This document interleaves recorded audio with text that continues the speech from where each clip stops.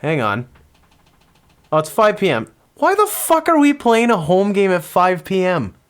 Because it's against Montreal? I don't know. Get the fuck out of here, NHL. It's because it's against Montreal. I don't give a shit. It's a Saturday. It's fine. It's a Saturday, but we gotta bend over backwards to the eastern side of Canada because they can't stay up till 10 to watch the start of a... Yeah, I wouldn't stay up either.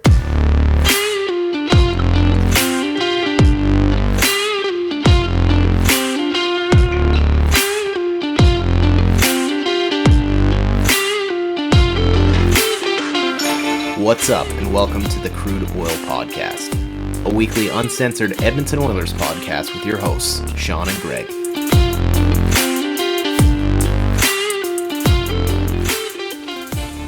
What's up, and welcome back to the Crude Oil Podcast. It is the Andy Sutton episode number 25.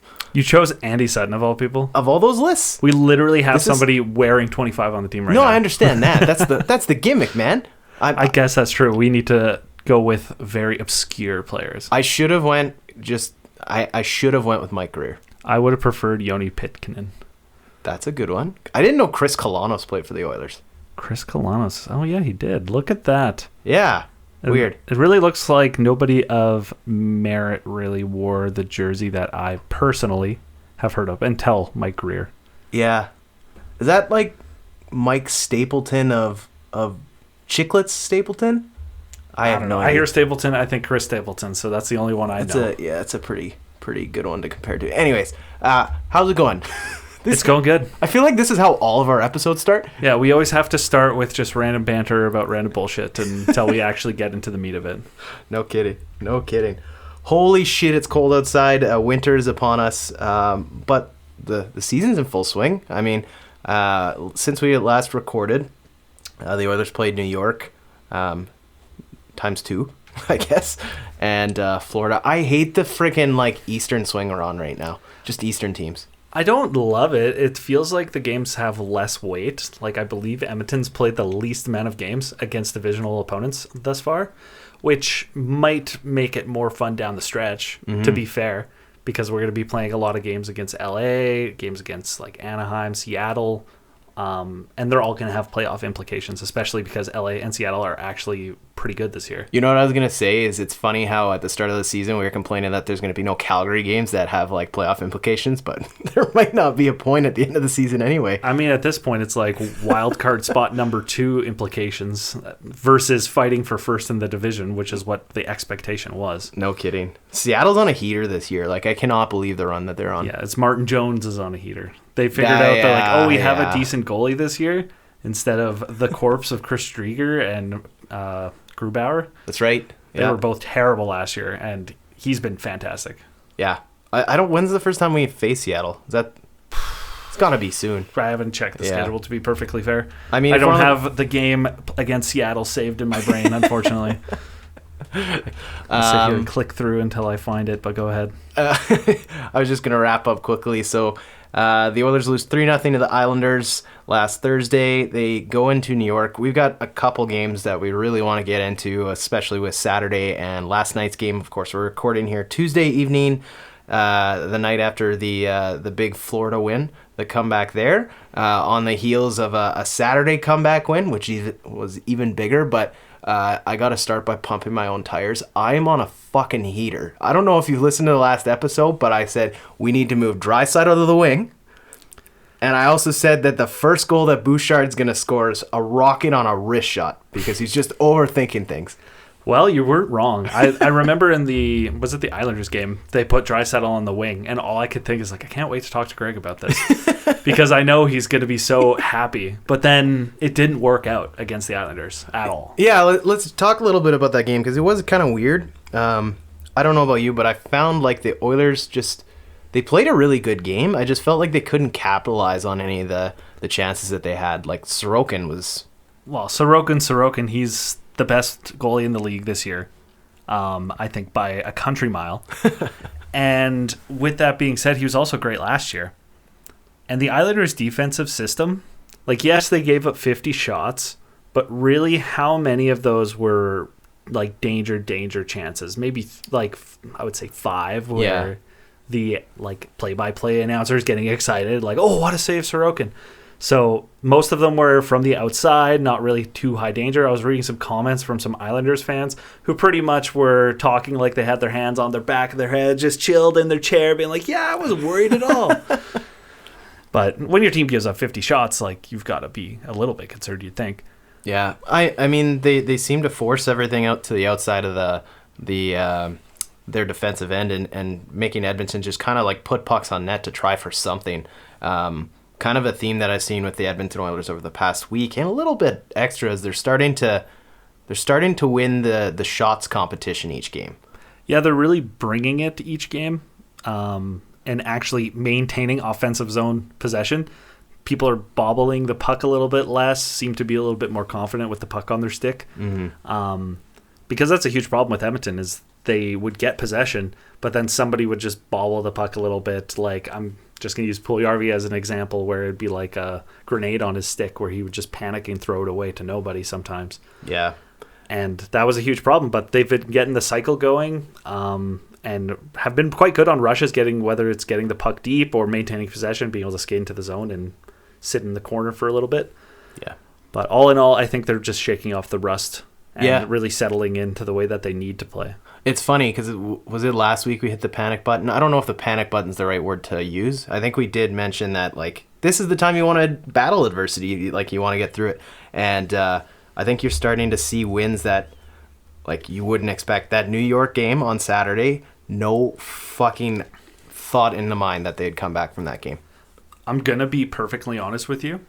I left the game recording, but after the second period, I got up and I went to the dog park with my dog. And I was just like, I'll come watch this game later, because I was quite livid after the second period. See, I had to travel to Central Alberta for a family thing, and it was 3-0, and I was like, this is so bad. And I had my phone off for the entire afternoon.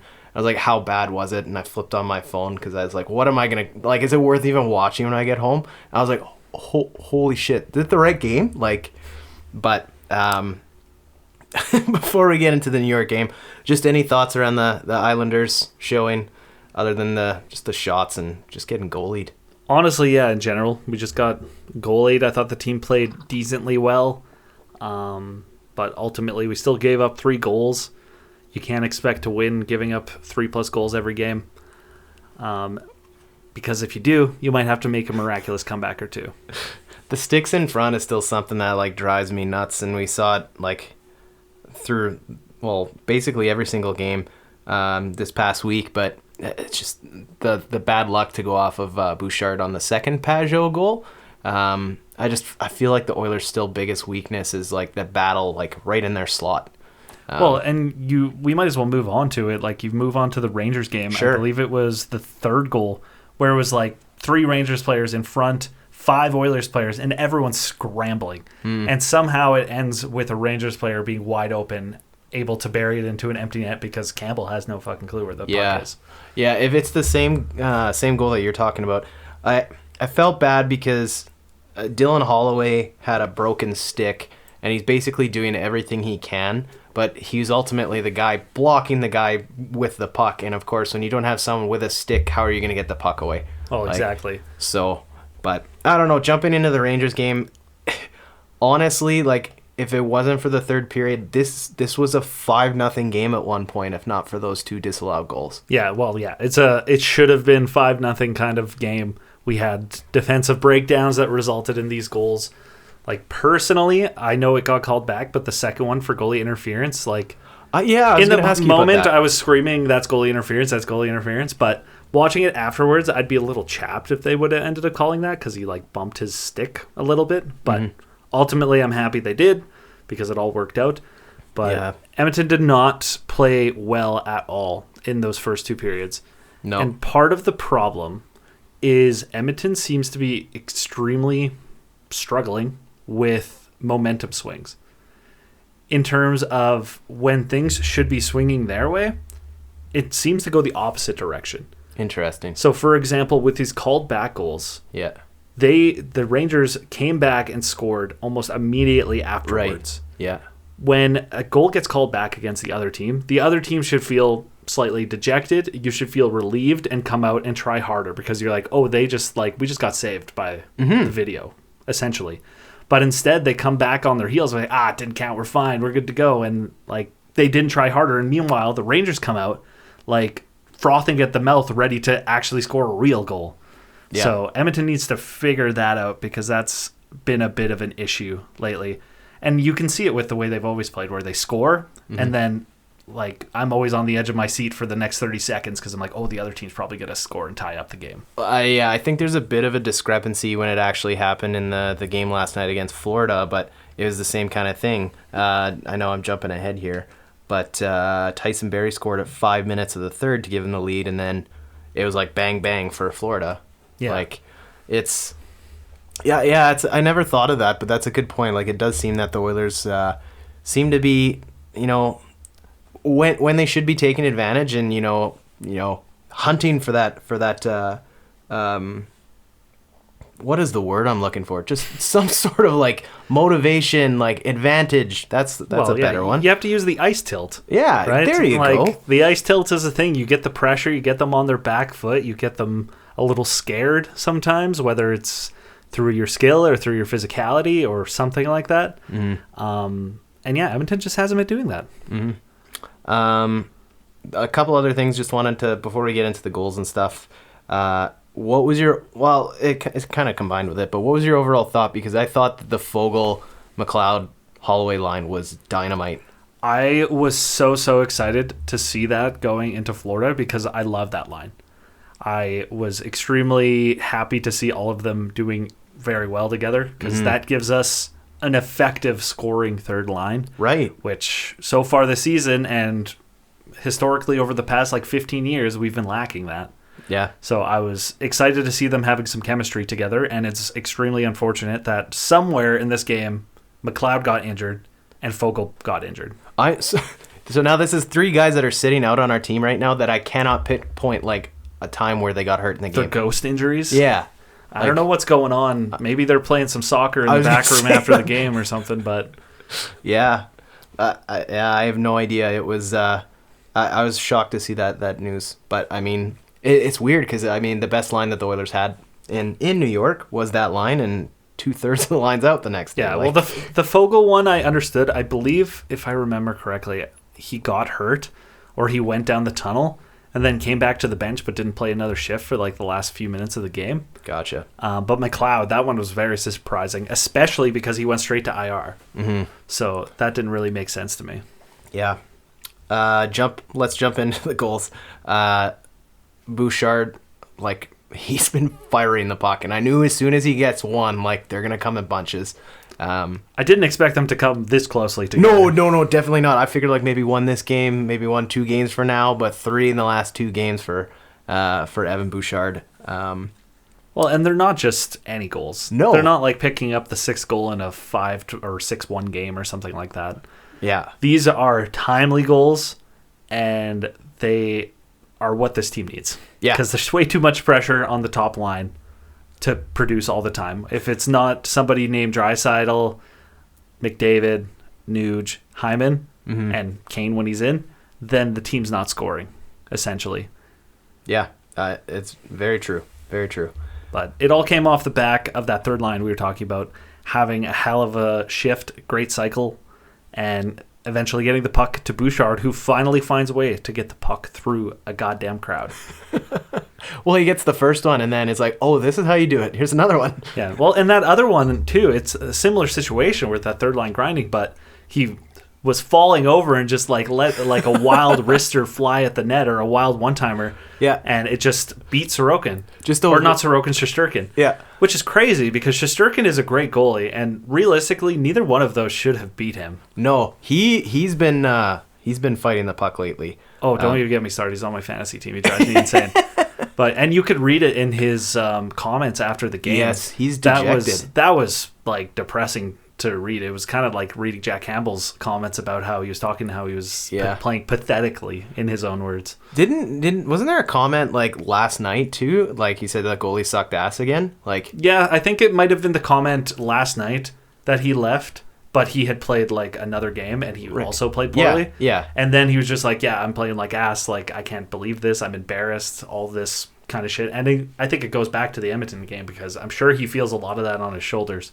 Because realistically, all three of those goals, if they were scored on an Edmonton goalie, we'd be sitting here ripping them apart, honestly. Well, it's funny you mentioned that because you jump into the Holloway goal, and I'm gonna chalk it up as a win for Dylan. But like, that's a puck you gotta stop. Well, Like, in a 1-goal game as a previous Vezina winning goalie last year, like the reigning Vezina winner, that's not a goal that you want to see him let in any day of the week. yeah. But what a shot still by Holloway. Yeah, quick. And he finally did it. I know it's for all the shit that he's gone through the start of his like NHL career. It's nice to see him just get a goal on what should be a stoppable puck. Like, well, that's the way that it was going to go. And I'm just happy it was that and not like a random deflection off his ass or something like that with him standing in front. Yeah. So at least he could score, know he scored right away, and celebrate and feel like, yes, I was the one who scored that goal. and hopefully, like, you know, when his days are long done in the NHL, he can look back and be like, holy shit, my first goal was off this guy. Yeah. Like, Oh, future Hall of Famer. yeah. So tie game heading into the end of the third, and the Oilers power play is just Leon Draisaitl is captain clutch. I know. Like, Connor McDavid has done some unbelievable things for this team, but it always seems like we've got a ticking clock, and Leon Draisaitl just finds a way to bury the game. Draisaitl's just, I don't know, next level sometimes. It was funny, the pass that Nuge made in that seam, I don't know if he just, like, if I throw it to this side of the net, because they went through like three different sets of legs. Not sets of legs, but three different legs. But I don't know if just in his head he's like, I'm going to throw it to this area because I know Draisaitl's going to be there. He's being stick checked. His stick didn't even leave the ice. Like, he couldn't shoot the puck in. He just redirected it in. Yeah. And it was just like, he just outworked him for that goal. Well, he outmuscled him. He used his advantage, which is his size and his strength, which, hey, if he can stand there and not even move and it just goes off his stick and in, then that's just good play. You got a brain on your shoulders right there if you can have your stick in the right position, because that's another thing this team needs is have your stick in the right spot and good things will happen. And I mean, I can't go without saying nothing gets me more rock hard than Leon Draisaitl being petty after he scores. That stick toss, like Trouba's stick right out of his hands. I didn't even see it in the heat of the moment because I was too excited that they scored. But afterwards, I watched that replay and I was like I hated it, but I loved it at the same time. How much do you think the New York Rangers hate Leon Draisaitl? Like, these past two games that they've played against Edmonton. I don't understand how the team like lets that fly. Usually if somebody were to do that after a goal, like I'm pretty sure they were all in shock and just didn't know how to react. But like if that happened to like our team after a goal, I'd be like, you go and beat the shit out of that guy. Like, I don't give a fuck what happens. Yeah. But Draisaitl just seems to do that kind of shit all the time. Well, and when you know that there's not a Ryan Reeves sitting on the bench anymore, like, do you take advantage of that? Yeah, like I read a comment because if anybody doesn't know, the Rangers previously traded for Ryan Reeves, mostly as a Tom Wilson deterrent, and he's more recently has been traded away to Minnesota. And part of the reason people were commenting on that is they're like, Tom Wilson's been injured all year. Is like, I think the Rangers forgot like that Tom Wilson is a problem and the physicality of other teams is going to be a problem. Yeah. And when that shit happens, they're probably like, fuck, I wish we had Ryan Reeves here right now. Yeah. He was definitely someone that I penciled in if the Oilers are going to continue to get bullied around, and if, you know, Kane is going to be out for a long time. I don't know, but it was interesting to see him go to Minnesota of all places. Well, and just recently after the trade, he had to delete the tweet or his picture that he had on his Twitter as his backdrop, which was the one of him punching Marcus Foligno, I believe, in the face, because he's like, well, now we're on the same team, so I can't have that as my Twitter like banner. That's not going to work. That's got to be an amazing conversation when he walks in the room, hey? Yeah, he's like, oh, hey, how's it going? Yeah. I think that pretty much takes care of the Rangers game, at least from my notes anyway. So yeah, we'll jump into the Florida game. Obviously, with the injuries that occurred in the ghost injuries, if that's what we want to call them, left a couple holes in the lineup. and made room for James Hamblin to come in.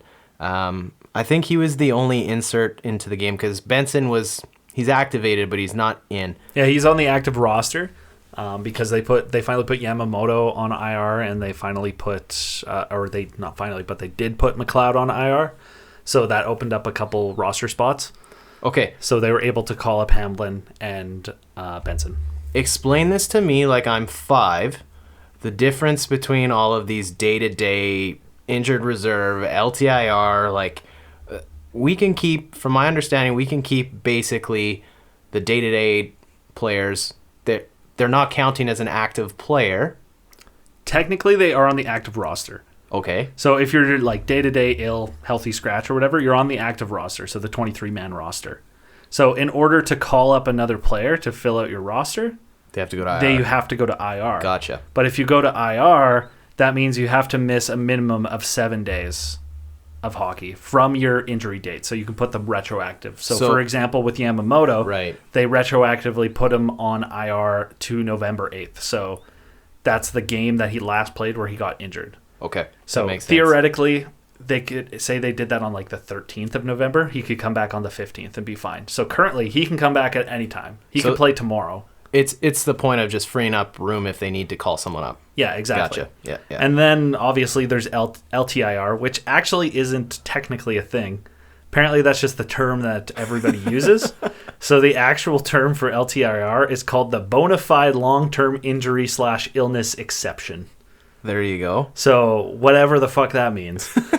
But the reason it's called the exception essentially is that the LTIR, or long-term injury relief, is the idea behind it. Not that it is reserve, it is relief. So keep that in mind. It just gives you cap relief. So it allows you to exceed the cap, assuming you're up to the cap by that amount. And then there's obviously time restraints on that and game restraints, which is 24 calendar days and 10 NHL games. It's not either or. So if you put them on like LTIR, for example, over, let's say, the All-Star break, where they don't play for a week, right, then they still have to play 10 games after, or they have to miss 10 games after that before they could be reactivated. Right. So I guess looking at the whole Evander Kane situation, I just wanted to make that clear because depending on when Evander Kane is out, if he comes back off of LTIR back into the active roster, if we go out and make any roster changes by then, we're subject to be cap compliant if he comes back in the regular season. Absolutely. Yeah. And so that's why people are like, should we pull a Kucherov? What should we do here? Exactly. Thank you for clearing that up, which kind of brings me into the call-up. So that obviously allows James Hamblin to come in. What a freaking cool story, considering everything he's gone through in his personal life, the loss of his mom, getting a chance to play in the city that he grew up playing hockey in. Like, what a shout-out to the SSAC hockey club, and just looking at the fact you've got 3 active Edmonton Oilers on the team that played on the same Bantam AAA team, like, 9 years ago. Well, it'll be really cool to see if Benson can get into the game. Yeah. Because then all 3 of them will be playing on the same NHL team at the same time. Yeah. Just crazy. Yeah, so that was a cool story heading into that. And, of course, we had a bunch of presentations on that special night. You have notes here on the Turtle Island jersey. What did you think about them? I thought they were really cool. So did I. I would love to see, as like assuming they would allow us to do so, to see those as like a third jersey somehow. Like as a, like maybe once they get away from the reverse retro jerseys, they have just like a third style jersey that you could do like a one-time special jersey. That's one thing that I really wish the NHL did that you see all the time in like the CHL, for example, is they have like theme nights. Right. Where they have like the teddy bear toss night where they're wearing like weird teddy bear kind of jerseys. Or you have, I think I've seen Star Wars night where they're wearing like the away team's wearing like Stormtrooper with the like the logo on it, but there's like Stormtrooper style jerseys, and it's really cool, and I wish the NHL would do that. Well, yeah, like you look at the game that Ethan Bear had in Edmonton, they had to get special permission from the NHL to have his name written in Cree on the back of his jersey for one game. Well, I think part of it is the sanctity that they believe, but now they're starting to put ads on jerseys, so at this point, I don't believe they give a shit. No kidding. As long as they make money. Well, that's the thing. Like, think of how much more revenue you're going to bring in from having these specialized jerseys and all the things you can capitalize off of. I mean, as long as it's not like cheesy shit, like. Well, I'm talking about how they're selling out jerseys. Now I'm just picturing like Toys R Us night where it's just like that's what I mean. A special Toys R Us jersey that looks like the fucking giraffe or whatever is the mascot for that. Yeah. Okay, let's get into the Florida game. Get the elephant out of the room early. Darnell Nurse on the first goal. What are you doing? That's all I can say. And it was the biggest head shake I've had in a while. Yeah. Like, outside of overtime, this might have been the shakiest game I've seen from Nurse since he was injured in the playoffs. Mm-hmm. And it kind of adds to the narrative that he's been struggling this year. Yeah, I think he's struggling. Like, I want to talk about Nurse for a little bit here because right now, and okay, I got to clear this up by saying that his contract is what it is. It was market price. What are you going to go to him and be like, he should have said, oh, no, I don't want to make that much money. Like, he's going to take it. He's going to take it. That was the market price. The Oilers wanted to keep him. He wanted to stay. That's what you pay. But I think when you're looking at it as a business and as a team, it's a professional sports team. I think you're getting more value for the contract out of Tyson Barrie than Darnell Nurse right now. And I know they're not comparable players. Yeah, technically speaking, I would say on a per dollar basis, yeah, Barrie is probably more valuable than Nurse. But on that same note, Barrie isn't worth his contract still, in my opinion. I can live with that. I don't know if that's just extra detrimental for Nurse and be like, okay, your contract really fucking sucks. But with that being said, yeah, he's struggling. Yeah. It was tough to watch that, but I think he kind of redeemed himself slowly through the rest of that game. I still don't think you're going to get back whatever that first goal was. Well, I don't think anybody expects that. I think it was just kind of a kick in the nuts that it was fucking Tkachuk who scored just after all the booing. He does the fucking ear thing, and everyone's like fucking losing their minds. I'm sitting there, I'm like speechless. Yeah, because all I could do is look at Nurse and be like, "What the fuck?" And it's funny because him and Skinner had a little talk afterwards because Nurse was sitting there obviously dejected because he was well aware of the mistake he made, and I think Skinner was like, "It's okay, man. It happens. Don't worry about it. We all do that." He's like, probably like, "Remember when I gave the puck away a few games ago?" It's like, "Oh, that was embarrassing for me. Just remember that." Yeah, exactly. I thought the Oilers tied it up right after with the Hyman goal, and all it took is like one replay to be like, oh yeah. All you saw is that little like flick of his skate, and you're like, yeah, it's probably a kick. If you go back and I rewatched the highlights before we started recording, when he scored, you could see it all over his face. Just no celebration. Like Hyman is a very like visually emotional guy. When he scores, you see his excitement. And you didn't really see that on his face at all. And then they did zoom in on him while they were reviewing it, and he just like made a face, and he was like shaking his head. He's like, I don't think it's going to count, man. He's too honest. I'm surprised he didn't go to the refs right after he scored and be like, sorry, boys, doesn't count. It's not in. But it's important to note that's also his second kick goal of the year. Well, so we might need a separate stat tracker for Hyman kick goals this season. I still think you should be able to kick the puck in, as long as your skate doesn't leave the ice. You know why they don't let you kick like probably that? Some danger. I'm assuming. Yeah, and like that's probably why you have the like don't let your skate leave the ice thing. So some guy goalie's not covering the puck. Some guy comes and boots the fucking goalie with his skate. Yeah. Speaking of which, I saw some video or whatever on Twitter. I was just going to talk about that. Holy shit! Oh well, like we'll get into that afterwards. I'll just add it to my notes so we don't forget. But I'm curious if they would allow some sort of kicking or like. And they always say the kicking motion.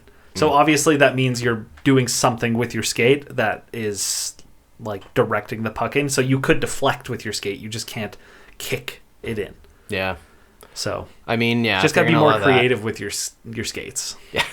Just be more elegant, I guess. I think, yeah, because if you do that, then they're going to start talking about hand passes and using your hand to get it in the net or headbutting the puck in, which we've seen. But it wasn't long afterwards, speaking of Hyman, who probably made the best breakout pass out of all of our defensemen to Connor McDavid for that the tying goal. Hey, that's not fair. I will just say that's the best breakout pass so far this game. Because there was also a great breakout pass in overtime, which we'll get to when we get there. That's true. That is very true.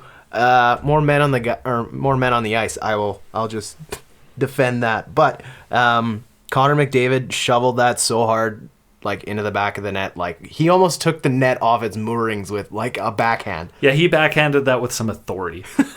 And I was commenting to my friend, is like he's just showing Puljujarvi and Hyman how to raise the puck. Because there was a couple times this game where they had some great chances, but they couldn't get the puck off the ice. And McDavid just makes it look effortless. Yeah, that was pretty impressive. We jumped to the third. Tyson Barrie. I'm hoping that my comparison isn't just like recency bias because of the way he's been playing like in the last couple of games. But I like when he kind of floats around the zone. Like when the Oilers have control. Like, who expected him to be the guy sneaking up and putting a tap in the slot? I feel like that's one of multiple this year that he's had where he's randomly been, like, backdoor. Yeah. And you're like, Barry, how did you get there? What is happening? Yeah. And it's similar to when they played the 1-4-on-3, I remember a few games back, where Bouchard was the net front presence. And you're like, what is happening? But part of that is just Barry's offensive instincts. And it really showed on that play where Draisaitl carried the puck back to the point along the boards. And you see Barry, and rather than like hover on the point like some defensemen would, he just skates right in and goes to the net. And he doesn't even think about it because he's just like, yeah, Draisaitl's got it. It's fine. Like, this is how I'm supposed to play. And Draisaitl, of course, throws it across to Kulak, who gets that shot away pretty quickly and gets it, not even through it, hit a guy in front, and then bounces right onto Barry's stick. Yeah. Who just gets an easy little tap in. I don't think he thought he scored, like, when you go back and look. I think he didn't realize till he heard the horn and everything, but, like... Well, it didn't look like he got much wood on the shot. He kind of Right. almost, like, had his hands both pretty high up on the stick and was kind of reaching to get that poke to get it in. So I guess I shouldn't say it was an easy shot because he had some pressure, too, but... Still, nonetheless, very nice goal, very well timed as well to give us the lead. Yeah, very cool to see that. It's just one of those things that I think when the Oilers are playing like that, they're a better team when they have active defensemen. But I mean, they get burned a couple minutes later. We talk about that motivation. This is the dichotomy of Tyson Barrie and I guess Brett Kulak in this case. Because it was 3-on-2 for Florida, and they just made it kind of look like a textbook tic-tac-toe right into the back of the net play. Yeah, I think that one was a little bit on Kulak. I think he was just caught. Well, if you watch, like, Barry commits to the first man who has the puck on the left wing, and he takes that guy, and then Kulak is kind of hovering on the far side guy and completely loses the third guy who crashes the net. Yeah. And even though he did commit to the far side guy, he probably shouldn't have, because there wasn't time for him to get to him. And by the time the pass went to the guy who was out front of the net, he was already he was 6 feet from the guy with the puck and 6 feet from the guy who scored, and just was kind of sitting there. And he's like, what the fuck do I do? And Barry, of course, he didn't have time because it was such a quick passing play to go from reacting to the original puck carry to the guy out front. You could tell he tried and realized he's like, oh, fuck, but there was just no time to get there. Yeah. Let's get into this debate here. Well, it might not be a debate. We'll see. The goal that got reviewed, the Montour goal, I knew right away as soon as I saw the high stick. Like, I was kind of shocked that they reviewed it. Like, why were you shocked that they reviewed it? Well, because his stick was clearly below his shoulder when he... Well, I think this might have just been a momentary lapse similar to myself where I didn't fully understand the rule. Oh. Because for me, for example... Yeah. I always thought it was crossbar no matter what. Gotcha. It's always crossbar. But, as Louis said on the broadcast, it's only crossbar if the puck goes directly into the net. Mm-hmm. Otherwise, it's shoulder. And I think Jack Michaels was talking about it too, and it was still debatable. It was right close. At the shoulder line. It was close. But to overturn the goal, it clearly wasn't conclusively above the shoulders. That's, I think, why I was shocked is, if it was a little bit higher, it's weird because his stick, when he connects with the puck, it's, I'm going to say, a shoulder, if not lower. But his stick was a little bit higher at the moment. So I could see, maybe they just didn't have time. Of course, they're making this, real-time decision. So, I don't know. I just, with the whole, timingness of the game, maybe you have to take a chance on that call. But, I mean, it kind of was what it was. It just kind of sucked to see, Matt Tkachuk get another bit of benefit here in Edmonton. Yeah, I was pretty confident because they wanted to review it that they had an angle that was above, like, Same. in my opinion, it was the crossbar at the time. But that they must have had an angle that was above the shoulder. Just because in the Rangers game, they were the video coach and Woodcroft were essentially the MVPs of the game. Yeah. Having 2 Rangers goals called back just because of, like, the littlest minor offside, like, get a magnifying glass and you still can barely tell it's offside. Right. And then the barely kind of nudge 'em goaltender interference, which I don't think every coach would have challenged both of those, if not either. So when they challenged this one, I was like, oh, this must be, like, guaranteed it's high stick. And maybe that's why I was so heated when it got called back. I was like, no, that's fucking bullshit. Yeah. Well, and what is like a kick to the balls after that is you go straight back to the penalty kill. And I was like, this is game. Like, this might be it. But maybe the dumbest thing in the entire, like, week of hockey that I've seen, a too many men penalty on the power play while you have the lead with 2 minutes left in the game. I would be fucking losing my mind on the bench. How did that even happen? They had they had 5 guys on the ice. I don't know if they saw one guy coming off, but you could see they were heading up ice, and a defenseman jumped on while they have control of the puck. Yeah. And he got basically to the, like, face-off circle, like, in center ice. And he's like, oh, shit, I shouldn't be on. And he darted back. And I'm like, how do you do that? Like, that's just nuts. Well, I'm assuming somebody must have tapped him on the bench and told him to go on or something like that. Maybe they thought somebody was going to change and he just didn't. So this kind of brings me up to my question about the Oilers. It's 4-on-4 for whatever, and they get the power play 5-on-4 with about a minute and a half left, I think it was. Yep. And they had a minute left. I'm perplexed. I can think of one reason why, but I don't understand why the fuck Stuart Skinner's still in that net the entire power play. Well, I'm guessing, like you said, the one reason why. Just the dumps? Like well, the yeah. free Yeah, you get a free shots yeah. at the empty net. And I think I would trust the team on a 5-on-4 power play. Our power play is quite good. So, like, to what extent does 6-on-4 make that much of a difference? I think what made it a little bit more frustrating is watching how they just couldn't find anything on that. Like, they passed the puck, I don't know how many times around the kind of the umbrella, and, like, just no looks. It's true. But to be fair, they did have possession, like, for pretty much the entire last 2 minutes. Part of which was because Barry kept the puck in multiple times with some great plays. Like, I swear they had, like, a hard shot right out of the slot to try and clear the zone, and Barry just, like, picks it off perfectly and just keeps possession and keeps the pressure on. Yep. Ultimately, that ended up resulting in an offensive zone faceoff. Exactly. Yeah. Which there's 9 seconds left in the game? Something like that, yeah. Yeah. So, well, I mean, they pulled the goalie with 2 seconds left, and they had the second power play unit on, and I was like, oh, like this. It just felt like a bad setup for the end of the game. But luckily, they get that last face-off, and man, I have to walk it back because a couple weeks ago, I was shitting on how the Oilers, they take the draw, and when they lose draws, it's because it's a toss-up puck and nobody's going for it. Exactly. Like, and in this case, Edmonton, I think they actually lost that face-off, honestly. Yeah. And they had great puck support. Maybe it was just having the extra man on the ice that made the difference. But Hyman went in there and grinded it out and managed to knock the puck loose. And McDavid just no-look passes to... He had to have known. They must have talked about it. Like, you're going to be right here. I know, it was like just blind faith. Oh, exactly. Yeah. And Bouchard now, I would say, officially has the monkey off his back. It is no longer a fluke. He's back to his offensive ways and just makes no mistake and buries it. Yeah, that was unbelievable. I couldn't believe that. I was in bed and watching the game, and when they scored, I like jumped up. I couldn't believe that they came back with, the 9 seconds that they had. I just figured that they'd set themselves up so poorly for the end of that penalty. Like this it's done. But well, when's the last time Edmonton scored a last-minute goal? Yeah. Or even not a last minute. I think they had one of those this year where they actually won the game because they scored. It was like the game-winning goal. Yeah. But the last time they scored a less than 10 seconds, like game-time goal, I can't even remember. Usually if they pull the goalie, I'm just kind of like, well, they're probably not going to score.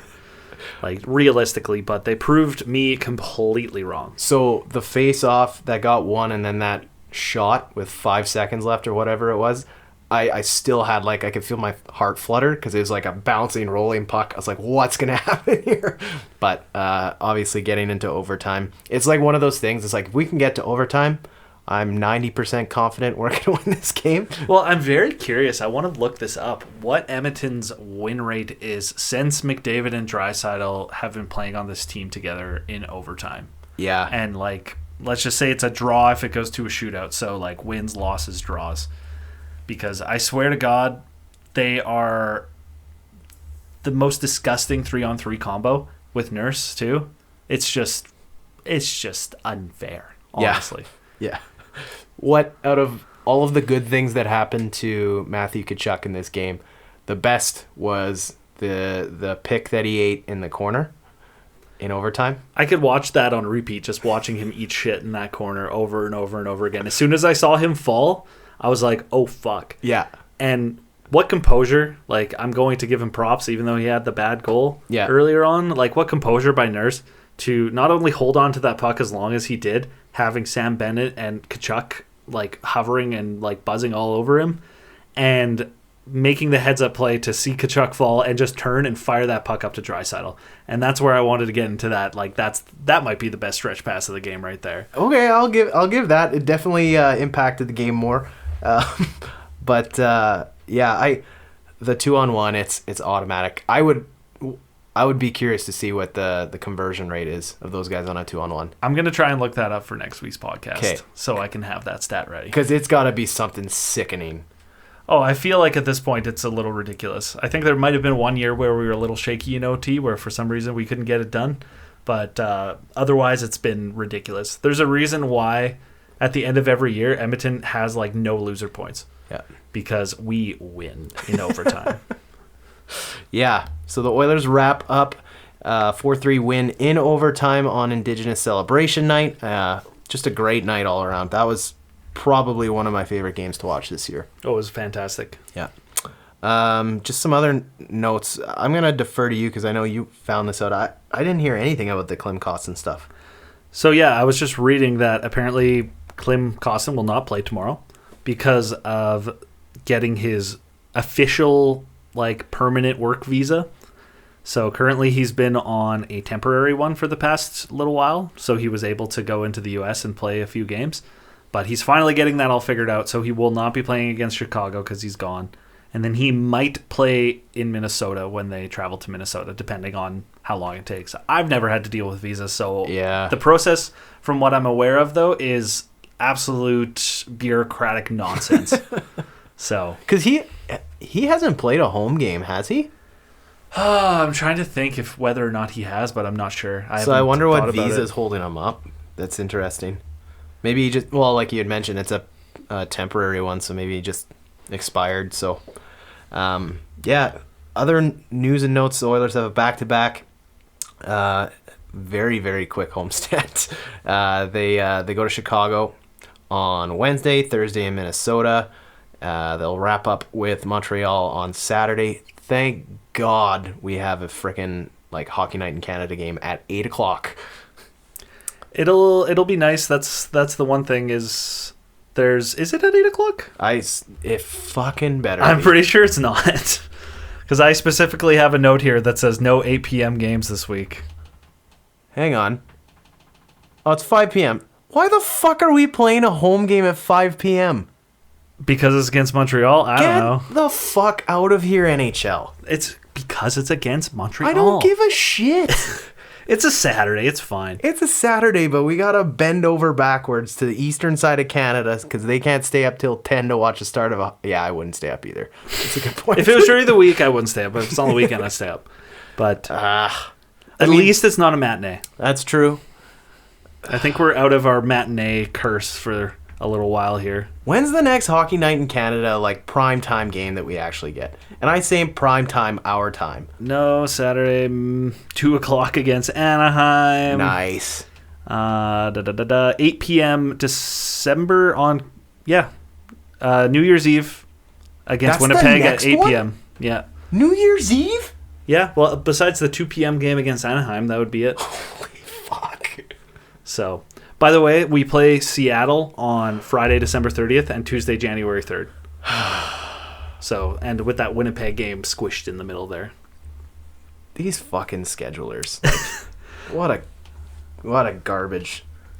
Before we move on to anything else, though, or wrap up, there was the one thing that we wanted to talk about, that viral kicking video or whatever that was on Twitter. Oh, Jesus. Yeah. So if anybody never saw that, it was essentially, from what I gather, it was a high school hockey game where the comments I was reading was that the kid who was being attacked they were killing a 5-on-3 penalty. Mm-hmm.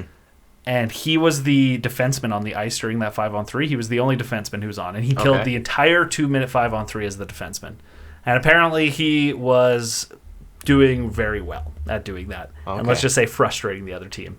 To which point the aggressive player lost his cool and took him down to the ice and started booting him with his skate on. Yeah. Yeah. Which... As a teammate, like, I might go full on, like, WWE Edge, like, spear style right through the boards if I saw someone doing that too. Well, it's funny you say that because you see his teammate come flying in and he just dives at him. Yeah. Well, the goalie, like, props to the goalie, comes over and, like, covers his teammate who was getting attacked and, like, was laying on top of him, probably A, checking to see if he was okay, and B, trying to stop the impending horde that was coming for that guy. Did you hear anything, like, how it shook out? Like, is the kid okay? I believe he's okay. I don't think he actually suffered any injuries. I think he got, like, kicked in the ribs with the first kick, and the other one glanced kind of off his helmet. So I think he managed to escape with no injuries. Yeah, it's like getting in a fist fight with a chef with a knife in his hand. Like, well, and, like, this boils down to... things like, let's just say the Bertuzzi incident, for example, is at what point do you get the authorities involved in these kind of things? Illegal, yeah. Because I would say blades on the bottom of your foot should be considered a weapon in some cases. Yeah. Like, obviously, in a situation like Maroon and Kane, you're not going to press charges. It was clearly an accident. But let's just say it's like a Happy Gilmore situation. It's like, oh, I took my skate off and tried to stab a guy. Like... I would say that's press charge worthy. And it's similar to like a player taking their stick and like baseballing a guy in the back of the head or in the face with it. Like, there's certain things where you're clearly going over the line. Well, wasn't Donald Bouchard like... Well, that's what I was thinking was the Donald Bouchard thing. Yeah. And like I mentioned, the Bertuzzi and Moore thing, it's like the intent to injure where it's clearly like you're actively taking a weapon of some kind, whether it's your fists, your stick, your skates... and you're trying to hurt somebody. Yeah. And, to my knowledge, like, that kid who attacked him, he's done. Yeah, you're done hockey, sorry. He might go to prison, honestly. From what I'm aware, they're pressing charges. Well, yeah. So... yeah, that was... I couldn't believe... I couldn't, like, watch the entire thing. I know I talked about my gore, like, fear, but, like, as soon as I saw the foot swinging, I was like, you've got to be kidding me. Oh, like, it's insane. And, if that was in the NHL, I would certainly hope that player would be, like, banned from the league, honestly. Like, there's certain places you just don't go to. Yep. Time to sit in timeout for quite a while. I think timeout might be underselling it a little bit, but I know what you're talking about. I don't think I have any other notes. Other than the fact that we might record again next week on Tuesday. The turnaround is these Monday games. It's what throws us off. Yeah, I'm thinking based off of the schedule, it'll probably be Tuesday for the next few weeks. Just because I believe we don't play on a Monday until around Christmas. And who knows, we might end up taking a week off or something around Christmas just for the holidays. Yeah. But otherwise, we play every Monday until then. So I'd be pretty safe to say that if there's a game on Monday, you're going to get the episode Wednesday morning. Yeah, that's the most likely scenario. And if there's unless it's like back-to-backs kind of things on a Monday, Tuesday. Yeah. But other than that, let's hope this team continues the friggin' road that they're on, because these gutsy wins that they're starting to push forward with is really starting to, I think, build an identity with this team. Well, I'd appreciate it if they didn't give you a fucking heart attack every game. Yeah, maybe start with, like, a win where you lead the entire game. Yeah, exactly. That'd be great.